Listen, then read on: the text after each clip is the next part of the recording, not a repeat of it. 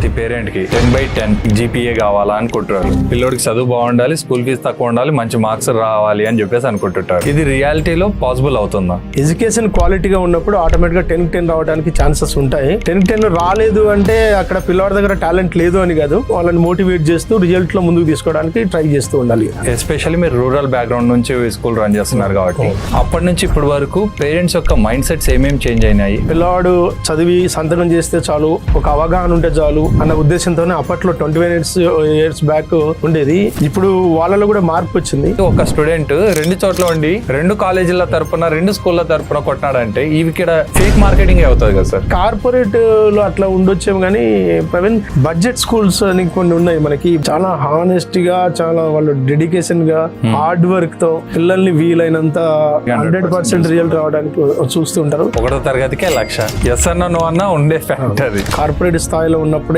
అది వర్తిస్తుంది.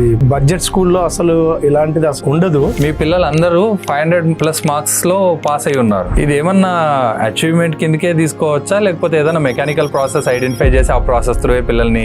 Mechanical process అంటే అది కేవలం మార్కుల వరకే పరిమితం అవుతుంది. అందరు పిల్లలు ఒకేలాగా ఉండరు కదా. మార్కులు తక్కువ వచ్చినాయి అని చెప్పి స్ట్రెస్ గా ఫీల్ అయిపోయి సూసైడ్ టెండెన్సీ ఉన్న పిల్లలకి వేలో గైడ్ చేస్తూ వస్తారు. ఎందుకంటే డైరెక్ట్ గా నేను ఫేస్ చేశాను, చూశాను డైరెక్ట్ ప్రత్యక్షంగా. పిల్లలు లవ్, అట్రాక్షన్ అని చెప్పేసి డైవర్ట్ అవుతుంటారు. చదువుకోవడానికి పంపిస్తుంటే పిల్లలు చేసే పనులు వేరే ఉంటాయి. ఒక్కొక్కసారి స్కూల్లో చదివే అమ్మాయో లేదా అబ్బాయో ఏదైనా ఇలాంటివి జరిగినప్పుడు ఇక్కడేమో ఇన్నోసెంట్ గానే ఉంటారు. కొన్ని స్కూల్స్ అర్ధాంతరంగా పంపించేస్తాయి. మీ కూడా చదవడం ఏ పనికి రాడని చెప్పి పంపించేది ఉంటది. వాళ్ళు చెప్పకుండా 8th దాకా పెట్టుకున్నారంటే కేవలం ఆస్పెక్ట్ తోనే వాళ్ళు పెట్టుకుంటారు. పిల్లల్ని కొట్టకూడదు, చట్టం ఉంది. కొట్టకపోతే కొన్నిసార్లు పిల్లలు కూడా అయినారు. కొట్టినా పర్లేదు, బాగా చదువు చెప్పండి అనేటప్పుడు. ఇప్పుడు ఎలాగొచ్చిందంటే మా అబ్బాయి నేను ఎందుకు ఇలాగా మాట్లాడడం అవసరం లేదు, మా వాడిని ఏమనకండి, మేమే ఏమన్నా. PUBG గేమ్, ఫ్రీ ఫైర్ ఏదో గేమ్ అది. పిల్లోడు ఆడుకుంటా దాంట్లో ఇమేజ్ చనిపోతుంటే కాపాడలేదని చెప్పేసి పోయి వాడు అక్కడ చనిపోయినాడు అని చెప్పి పోయి వాడి ఇంటికి పోయి వాడిని కొట్టి చంపేసినాడు. రియాలిటీకి డిజిటల్ దానికి తేడా తెలియకుండా పోయింది. అందుకని గవర్నమెంట్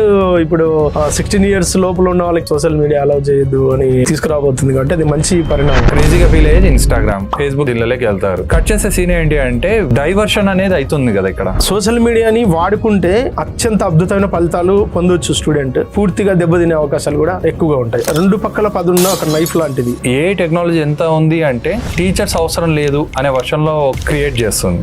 టీచర్ కున్న ఎబిలిటీస్ కి ఏఐకి మనం పోల్చి చూస్తే మనం అడిగిన టాపిక్ మీదనే ఆన్సర్ ఇస్తుంది. కానీ టీచర్ నీ దగ్గర ఉన్న వర్త్ ఏంటి, నీకున్న మైనస్లు ఏంటి, ఇంప్రూవ్మెంట్ చేసే అవకాశాలు టీచర్ దగ్గర ఉంటాయి. కూల్ డ్రెస్ వేసుకొని వాడు వచ్చి స్మోక్ చేస్తుంటే కొట్టి కుక్కను కొట్టినట్టు కొట్టి తీసుకోవాలనిపిస్తుంది నాకు. తల్లిదండ్రులు ప్రధాన పాత్ర పోషించాల్సిన అవసరం ఉంటది. కోవిడ్ వల్ల రాష్ట్రంలో 5,000 పైచిలకు ప్రైవేట్ స్కూల్స్ ఉన్నాయి. స్టేట్ లో 2,600 స్కూల్స్ క్లోజ్ అయ్యాయి. 2,600 స్కూల్స్ క్లోజ్ అయ్యాయి.